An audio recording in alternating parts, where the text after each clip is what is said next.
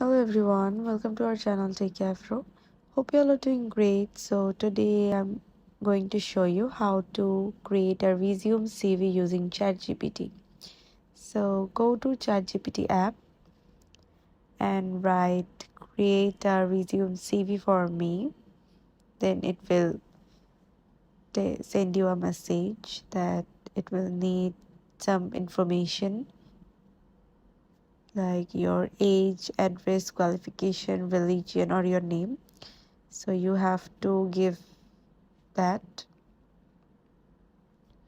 and then it will create your resume CV for you. So yeah, this is how you can create a resume CV using ChatGPT on iPhone.